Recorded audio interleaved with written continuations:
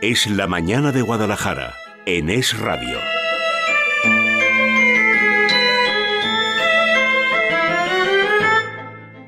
1:08, lunes 3 de diciembre. Aquí seguimos en Es la mañana de Guadalajara, dispuestos ahora, como todos los lunes, a meternos en terreno de la historia. Y para ello, bueno, pues ya saben, ponemos en marcha nuestra máquina del tiempo y ponemos a su volante, menos mal, a alguien que sabe muy bien dónde nos lleva y pilota muy bien, como les digo, este instrumento también radiofónico con el que retrocedemos en el tiempo para hablar también del presente y de lo que es nuestra tierra. ¿De quién hablo? Pues del viajero en el tiempo, José Luis Solano. ¿Qué tal, José? Buenos días. Muy buenos días, Mónica. ¿Qué tal el fin de semana? Copiloto. ¿Cómo estás? Bien, muy bien. Esta semana pues ya en modo... prenavideño, ¿no? En modo prenavideño. Claro, sí, claro, sí, es verdad ya sabes, que... y con estos fresquitos que nos vienen, que no dan ganas ni de salir, yo que soy callejero, pues en fin. Pues mira, ¿qué quieres que te diga? Yo esta mañana que he estado pateándome un poquito Guadalajara arriba, Guadalajara abajo, la generalidad de la gente me decía, qué frío. Y yo pensaba... Qué frío, ¿no? Si es que estáis todos desgrasados. De verdad, se hace muy bueno. Si hoy no llueve, no tenemos lluvia durante toda la semana claro. y la temperatura yo a pesar no de las reservas para el invierno que acumulo aquí en el abdomen, pues el fresquito lo sigo teniendo. Tengo buenas noticias para hoy. O sea, hoy la máxima es de 11 grados, pero tengo buenas noticias para los más frioleros, que yo también lo soy, pero ¿Sí? Es que hoy me he venido arriba con el lunes. Y 17 graditos más o menos vamos pues a tener mañana pasado. Son buenas bien. noticias, ¿no? Vamos a ver qué tal. Pero vamos, es que a mí esto me deprime mucho. Bueno. Esto de tan poquita luz y tanto frío, no. Pues no hay que deprimirse porque hay, yo creo que motivos más que de sobra para estar no solamente feliz, sino de celebración y de enhorabuena en nuestra provincia, pues mira, se me ¿no? acaba de pasar la depresión solo pensando de lo bien que lo pasan en Sigüenza con esta triple celebración que están teniendo este año. En primer lugar, ese 850 aniversario de la consagración de la catedral y ese año jubilar que don Atilano nos ha conseguido gracias o le ha pedido al Papa Francisco, ¿no? Para que tengamos en Sigüenza. En segundo lugar, el 70 aniversario de la declaración del Templo Seguntino como basílica, declaración que realizó su santidad el Papa Pío XII. Y en tercer lugar, el 50 aniversario de la fundación y apertura del Museo de Arte Diocesano. Así que si te parece, vamos a hablar, no de todo porque no nos da tiempo, vamos a hablar de uno de estos tres acontecimientos del 850 aniversario y en particular de una de las actividades que se han organizado para celebrar este año jubilar. Esta actividad es el Iter Jubilaris. Agni parthene despina, agrande Theotokie, infia ninfefte, parthene litiranasa, panendrosete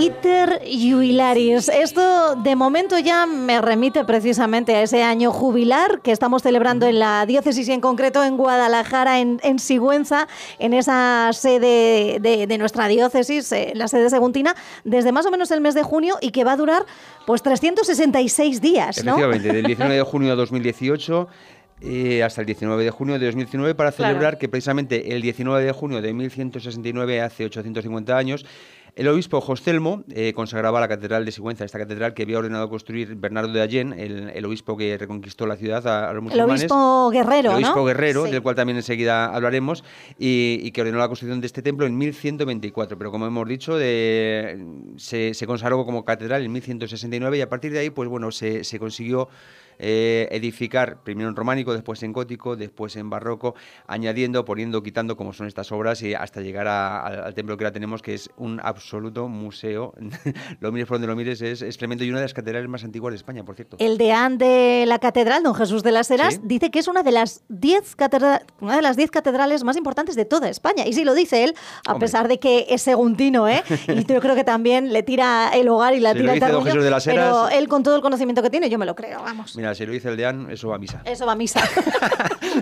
Vamos comenzando con este Jubilaris, como hemos dicho, es una de las actividades que propone este año jubilar, esta celebración del 850 aniversario. Y no es ni más ni menos que un pequeño recorrido por intramuros de la catedral, una especie de mini peregrinación, visitando 5 puntos de gran interés y gran relación con aquellos orígenes de la catedral, con aquel siglo XII cuando se empezó a construir. Vamos a hablar pues de elementos, de personas, etcétera, y que vamos a visitarlos todos gracias a este Iter Jubilaris que se recorre en el interior de la Catedral de Sigüenza este año. El primero de estos elementos, el crismón. Fíjate qué palabra más bonita, más grande, Muy cómo bonita, te llena sí, la señor, boca, muy que bonita. llena de historia. ¿Y qué es esto del crismón? Que muchos lo hemos visto y no sabemos reconocerlo, o no sabemos lo que es o lo que significa. ¿A ti te suena así en documentos o en iconografía católica esto que es como una especie de X superpuesta a una P? Tal, bueno, Sí, sí, eso eso es algo que yo creo que tenemos todos grabados en Eso es. en el imaginario colectivo, pero que, como tú bien dices, no identificamos. No Identifícame el identificamos. crismón Pues de enseguida, la Catedral ni son una Segontina. X ni es una P. Son dos letras griegas, la J y la Ro, en mayúscula, las dos, porque son la primera y la segunda letra de la palabra Christos. Christos, creo que es muy de Christos, que significa el ungido, es la raíz de la palabra Cristo, evidentemente. Este es una especie de logotipo que suele ir acompañado por un alfa y un omega a izquierda y derecha, que viene a significar que Dios es principio y fin de todas las cosas. Entonces es un emblema que se empezó a usar en los lábaros o los estandartes imperiales a raíz de que Constantino I el Grande, pues en 313, por el edicto de Milán, ya digamos que legalizara la religión católica, y en el primer concilio de Nicea en 325 la declarara la religión oficial del imperio. Es decir, ya los estandartes romanos, del Imperio Romano de Oriente por lo menos, llevaban este crismón, y gracias a eso pues la fe católica, la religión católica se extendió muchísimo por toda Europa. ¿Dónde encontramos este crismón y por qué es tan importante? Bueno, pues el caso es que lo encontramos en un sitio que si no nos dicen está ahí, no lo vemos. Está, Que mirar hacia arriba. No, está, ¿tú sabes la portezuela que hay para subir a la Torre del Santísimo, a la Torre del Gallo? Sí. Pues está justo encima de esa portezuela, haciendo como... Que mirar como hacia dintel. arriba. Sí, hay que mirar un poquito para arriba, lleva razón. Sí, eso es, ahí lo encontramos, es un bloque de piedra tallada de 50 por 50 más o menos, con este logotipo Pero que de la fíjate cristiandad. que de hecho si no viene alguien y te lo señala, Efectivamente. pasarías de largo y no te darías cuenta de que quizá es el primero de los hitos, ¿no? Que vamos a recorrer. Es el primero de dentro los hitos sí. y de gran importancia, porque ¿Y de por hecho qué es tan importante? Es el dibujo más antiguo de la catedral. Hombre, es muy importante por la antigüedad que tiene, porque ahí encontramos la fecha en la cual se consagró la catedral, enseguida lo veremos. Pero entonces dices, si es tan importante, ¿por qué está ahí sobre una puertezuela pequeñita donde casi no lo ves y no te lo enseñan? Pues porque no siempre estuvo allí. Como decíamos, la catedral de Sigüenza, como todos los templos medievales, pues normalmente sufren muchas modificaciones, y una de ellas es la que hizo que se construyera la Torre del Gallo, porque antes ese paño, por así decirlo, lo que es la puerta del mercado, la puerta que da hacia la plaza del ayuntamiento, no tenía una sino dos arcos de medio punto con un parteluz en medio, que era la entrada principal a la catedral. Y ahí es donde se situaba originalmente el crismón. A cierta altura, por encima de estas dos puertas y centrado, ahí estaba el crismón, como protegiendo pues al que llegaba, bendiciendo al que salía y como, en fin, dando la bienvenida a los fieles a la catedral. En un lugar de realce, ¿no? Que hoy en día ha pasado un poco a un segundo plano. Claro. Ha pasado en un segundo plano, pues porque en alguna de estas reconstrucciones, bueno, esto es lo que dice la teoría, que está casi ya demostrada, ¿no? Pues uno de estos dos arcos gemelos se cegó y se dejó una sola puerta, que es la que ahora accede pues a la puerta del mercado, ¿no? Uno se cegó y el crismón pues ya se quitó ahí por la razón que fuese, y se recicló, ¿no? Como tener esta puerta de la Torre del Santísimo. Decíamos que es muy importante porque es que en este crismón encontramos la fecha en la que, bueno, además de en otros sitios, en la que se inauguró la catedral, ¿no? Vemos que es MCCV Palito, que si nos vamos traducimos del latín al español, nos vamos a 1206.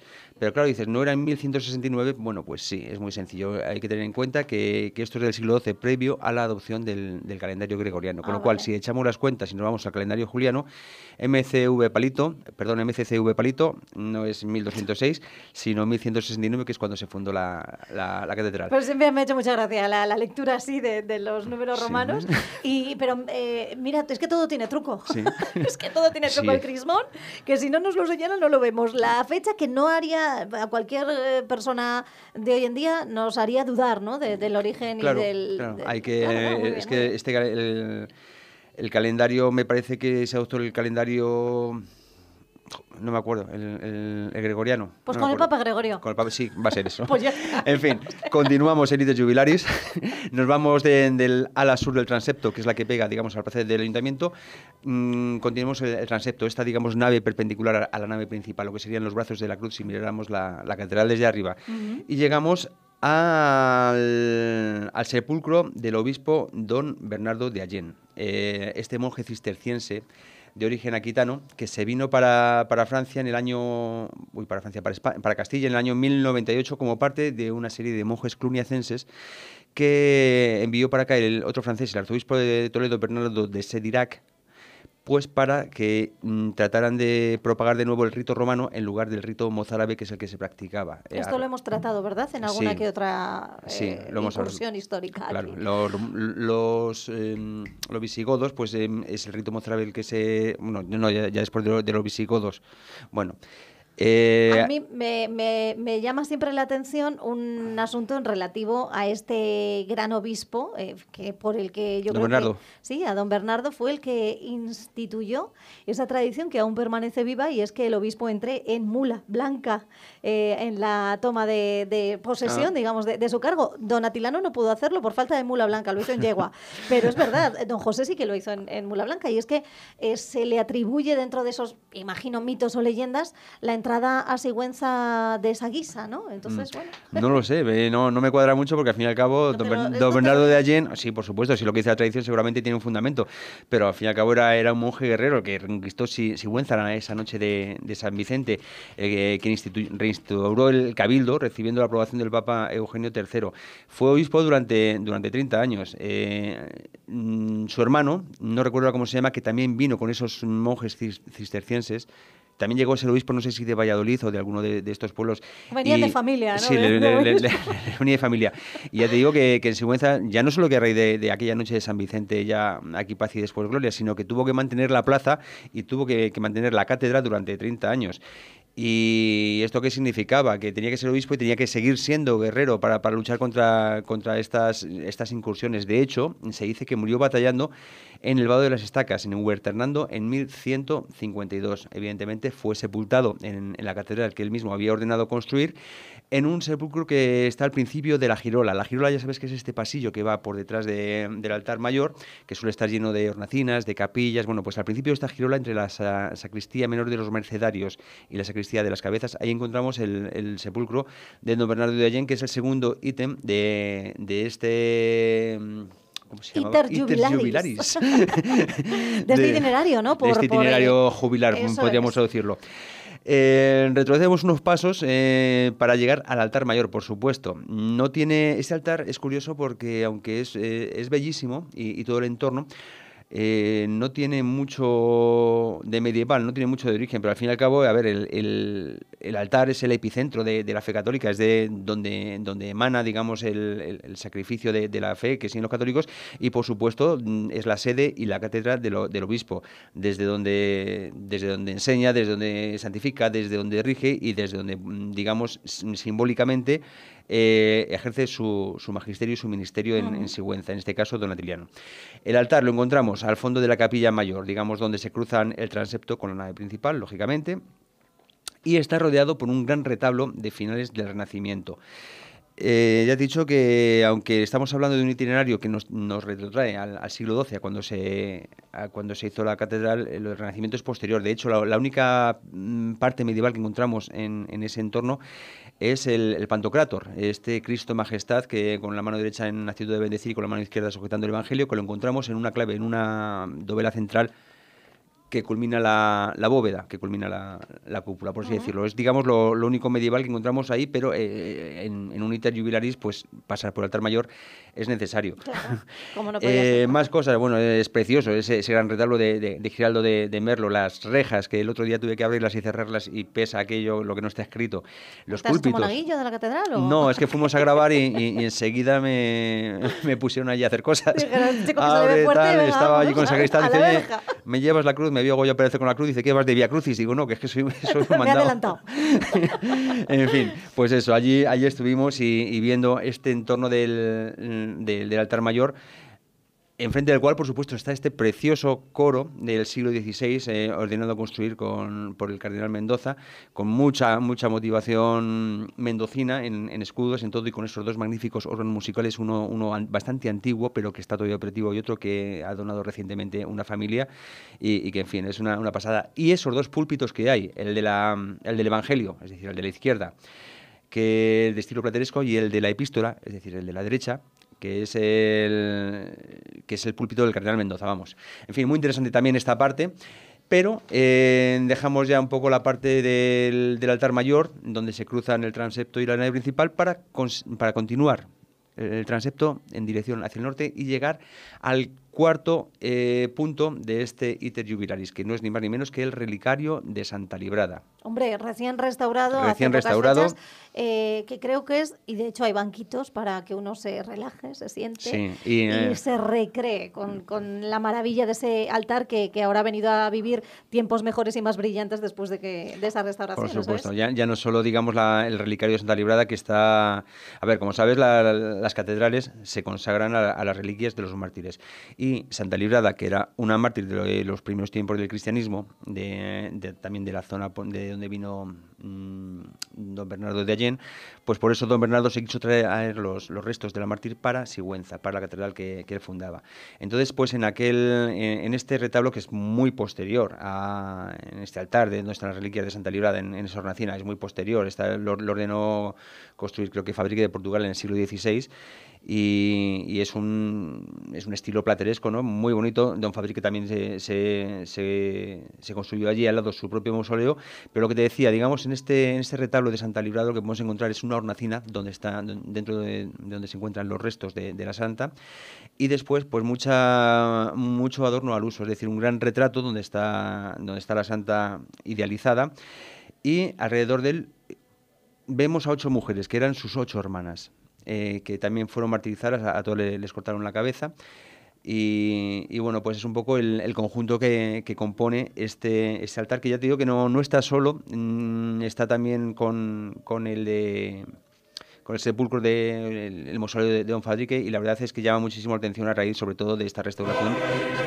Uy, mira, que se nos ¿Qué que me llegamos haces? a ¿Qué la me gloria, haces? que llegamos a la gloria. Se nos ha disparado por ahí bueno, lo que te No, decía. la gloria Sí, sí. bendita, ¿sabes? Y ni más ni menos.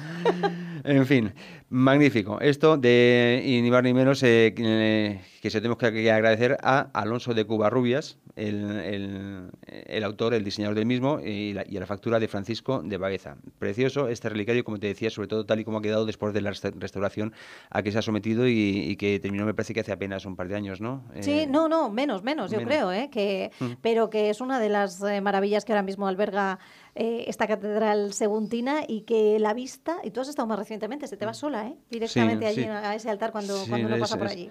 A la catedral, que en el fondo también es muy oscurita en algunos puntos, y esto Sí. es un punto de luz dentro de la catedral. Efectivamente, está hecho así en un lacado así muy, muy clarito, y sobre todo con esos 9 retratos de Santa Librada y de sus hermanas, que realizó Juan de Soreda en el siglo XVI, y que, como te decía, pues idealiza a la mártir y a su entorno. Muy interesante, la verdad es que ahí te puedes pasar las horas, y ya si te metes por la puertecita al lado que te da acceso al claustro, ya no te quiero decir nada. En fin, pero nosotros vamos a continuar la nave principal, dirección hacia la salida. Hacia el último de los... Hacia el último de los puntos del Iter eso Jubilaris, es. que no es ni más ni menos que la Virgen de la Mayor, muy significativa también en Sigüenza.